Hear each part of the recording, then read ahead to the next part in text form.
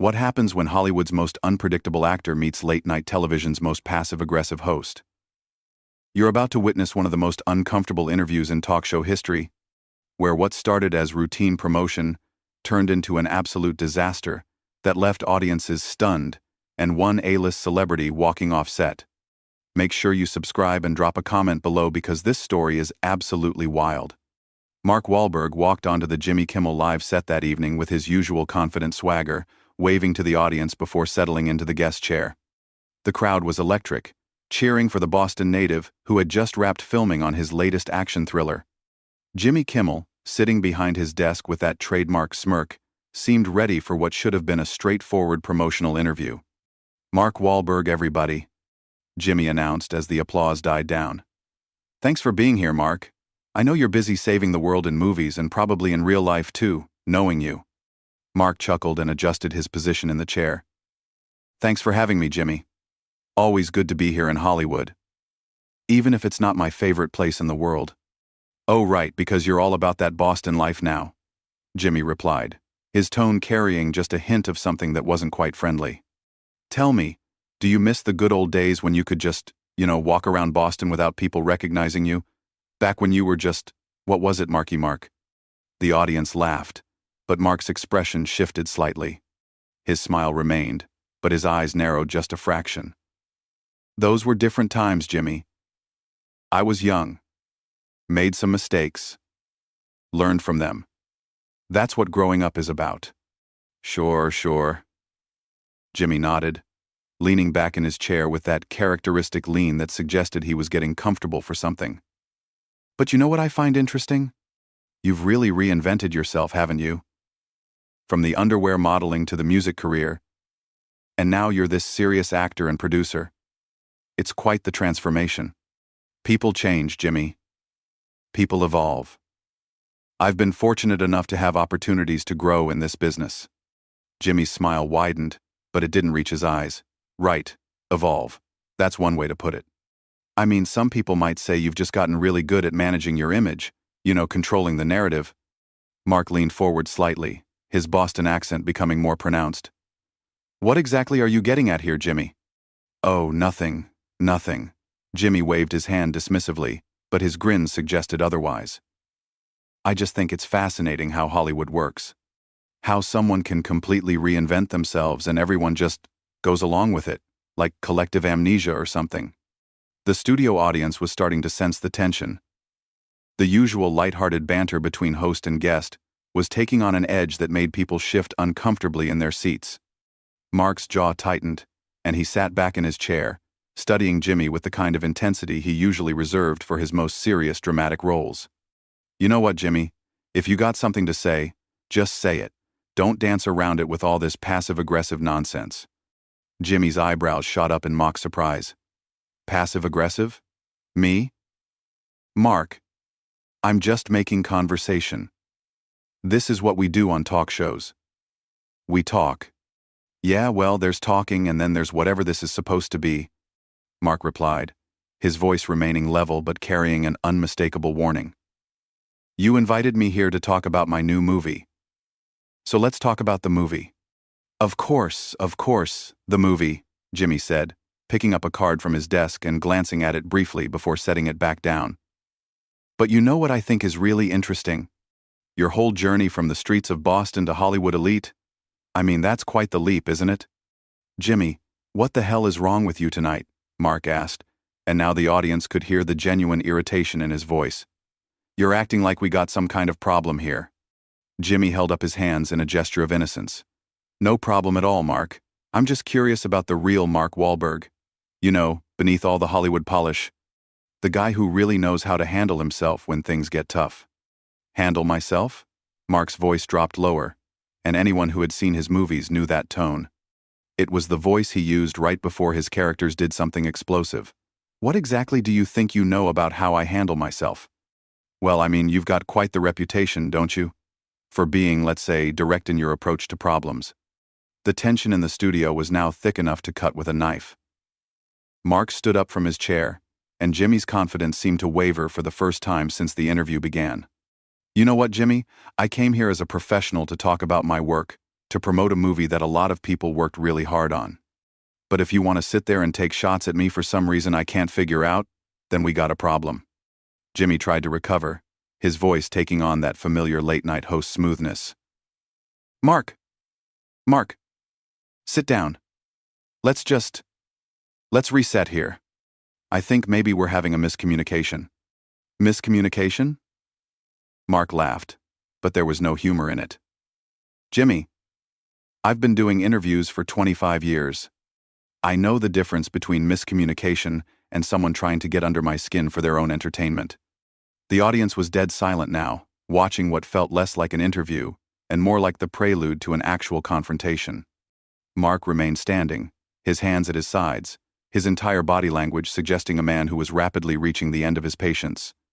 Jimmy, perhaps realizing he had pushed further than intended, attempted to steer things back to safer ground. Okay. Let's just talk about the movie then. Your new film, what's it called again?" "Don't," Mark said quietly, but with such force that it carried clearly through the silent studio. "Don't pretend like you don't know what you're doing here." Jimmy shifted in his chair, his confidence visibly shaken by Mark's quiet but threatening tone. The studio lights seemed harsher now, illuminating the sweat that was beginning to form on the host's forehead. But instead of backing down, Jimmy made the mistake that would turn this uncomfortable interview into television infamy. "Look, Mark, I think you're being a little sensitive here," Jimmy said with a forced laugh that echoed awkwardly in the silent studio. "I mean, come on. We're all adults here. Can't we have a real conversation without you getting all, street about it?" The words hung in the air like a loaded weapon. Mark's face went completely still. And for a moment, the only sound in the entire studio was the hum of the cameras. Even the production crew seemed to hold their breath. "Street?" Mark repeated slowly, his Boston accent now thick enough to cut glass. "Did you just say I was getting street about it?" Jimmy realized immediately that he had crossed a line, but pride and the pressure of being on live television pushed him forward instead of allowing him to retreat. "I just meant, you're getting a little intense over what's supposed to be a fun interview." "Fun?" Mark took a step closer to Jimmy's desk, and the host instinctively leaned back in his chair. "You think this is fun? You think sitting here while you take cheap shots at me and my background is supposed to be fun?" "Mark, please, sit down," Jimmy pleaded, but his voice cracked slightly. Let's move on to the movie." No, Mark said, pointing a finger at Jimmy. "You don't get to do that. You don't get to poke and prod and make your little comments and then try to move on like nothing happened when you realize you pushed too far." The audience was completely silent now, some people looking genuinely scared. This had gone far beyond the typical late-night comedy moment where a guest gets mildly annoyed. This was real anger, and everyone could feel it. Jimmy tried to regain control of his show. "Mark, I understand you're upset, but we're on television here. Maybe we should take a commercial break and then—" "We're on television?" Mark interrupted, his voice rising. "Oh, so now you're worried about being on television? You weren't worried about that when you were trying to embarrass me in front of your audience." "I wasn't trying to embarrass you," Jimmy protested weakly. "Really? Then what would you call it? Because from where I'm standing, it looks like you brought me here to be your entertainment for the night. Like I'm some kind of dancing monkey who's supposed to smile and take whatever garbage you want to throw at me." Jimmy's face flushed red, and his own temper finally began to show. "Look, Mark, I've had hundreds of guests on this show, and I've never had anyone react like this to simple interview questions." "Simple interview questions?" Mark laughed bitterly. "Jimmy, you've been taking shots at me from the moment I sat down. You questioned my authenticity, you mocked my background, and then you had the nerve to call me street when I called you out on it." "I was just doing my job," Jimmy snapped back, his voice rising to match Mark's intensity. "This is a comedy show, Mark. Everything isn't some personal attack against you." "Your job?" Mark's voice dropped dangerously low again. "Your job is to make your guests feel comfortable so they want to come back and promote their projects. Your job is to entertain your audience, not to use your guests as punching bags for your own insecurities." Jimmy stood up now, finally meeting Mark's energy head on. My insecurities? You want to talk about insecurities? You're the one who can't handle a few jokes without threatening people. Threatening people? Mark stepped closer to the desk, and several security personnel moved closer to the stage area. Jimmy, if I was threatening you, you'd know it. What I'm doing is telling you that you're being disrespectful, and I don't appreciate it. Disrespectful? I'm disrespectful? Jimmy's voice cracked with indignation. You come on my show, you sit in my chair, and then you tell me how to do my job? That's disrespectful. The confrontation had reached a boiling point. Mark stared at Jimmy for a long moment, his chest rising and falling as he controlled his breathing. When he spoke again, his voice was calm, but there was something final about it. You know what, Jimmy? You're absolutely right. This is your show. These are your chairs. This is your studio. Mark began walking toward the edge of the interview area. Which means I don't have to sit here and listen to this anymore. Where are you going? Jimmy called out, panic creeping into his voice as he realized the interview was falling apart on live television. I'm leaving, Mark said without turning around. Because unlike some people, I know when I'm not wanted somewhere. Jimmy, desperate to salvage the situation and probably his job, made one last catastrophic error in judgment. Oh, that's perfect, Mark. Just walk away. That's exactly what everyone expects from you, isn't it? When things get tough, just walk away. Mark stopped dead in his tracks. Slowly, deliberately, he turned back to face Jimmy. The look on his face made several audience members gasp audibly. What did you just say to me? Jimmy, realizing he had just poured gasoline on a fire, tried to backtrack. I didn't mean anything by that, Mark. You're leaving in the middle of an interview. No, Mark said, walking back toward the desk with purpose. You said that's what everyone expects from me. What exactly does that mean, Jimmy? What do you think you know about me that makes you think you can say something like that? The studio was so quiet that the sound of Mark's footsteps seemed to echo like gunshots. Jimmy gripped the edge of his desk, his knuckles white with tension. Mark, please. Let's just calm down and finish the interview like professionals. Professionals? Mark was now standing directly in front of Jimmy's desk, close enough that the host had to look up to meet his eyes. You want to talk about being professional? A professional doesn't ambush their guests. A professional doesn't use their platform to settle personal scores or boost their own ego. Personal scores? Mark, I don't even know you well enough to have personal scores with you. Then what is this about? Mark demanded. Because this sure as hell isn't about promoting my movie or entertaining your audience.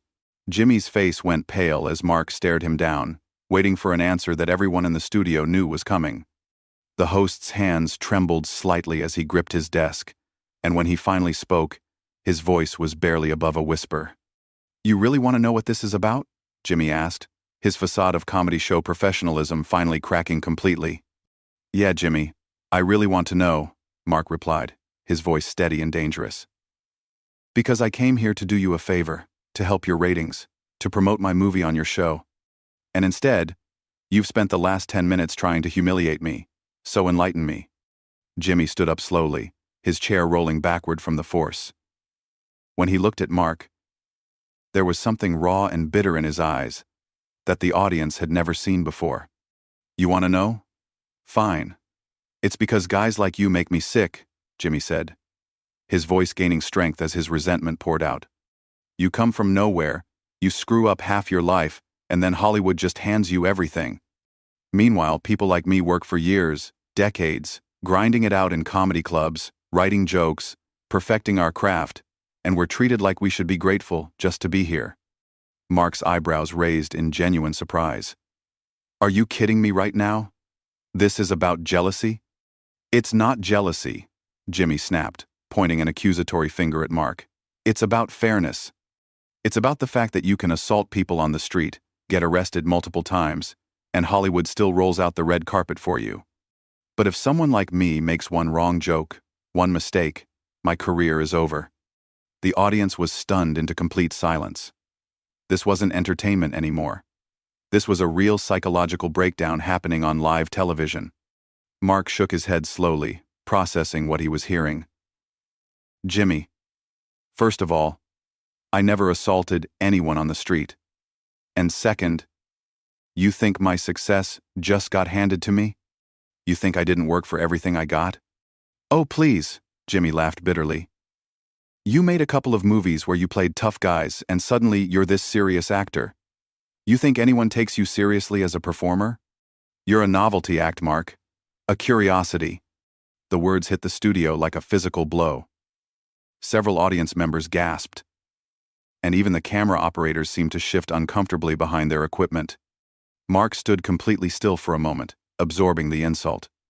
A novelty act, Mark repeated slowly. That's what you think I am.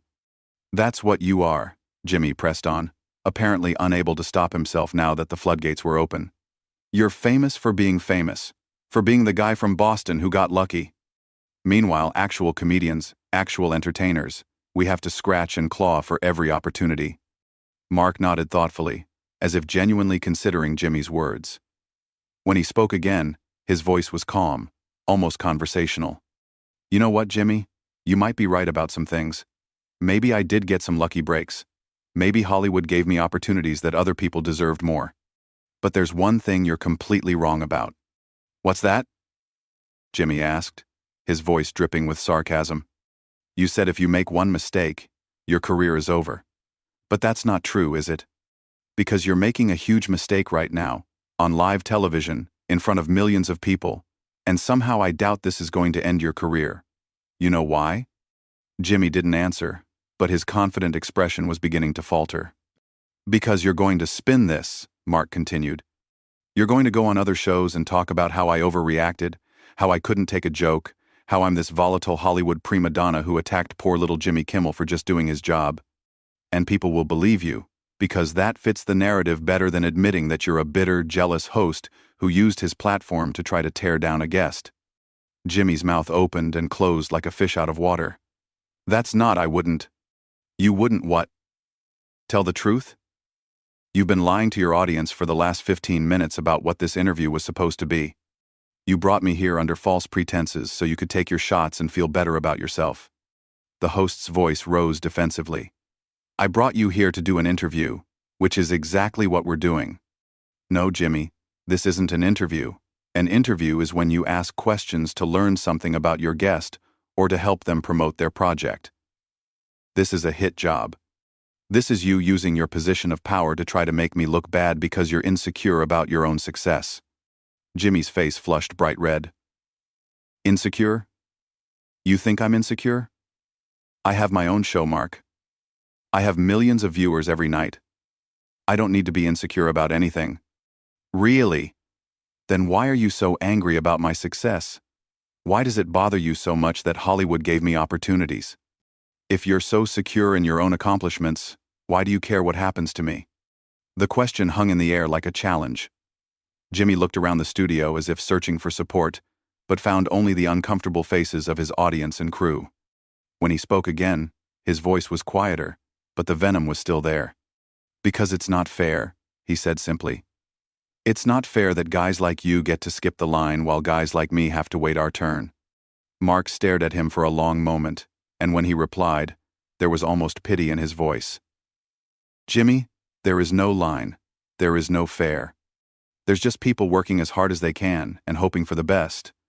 And if you spent half as much energy on your own craft as you do resenting other people's success, maybe you wouldn't be sitting here at 2 a.m. attacking your guests because you're bitter about your own life. My own life? Jimmy's voice cracked with rage. Don't you dare psychoanalyze me. You don't know anything about my life.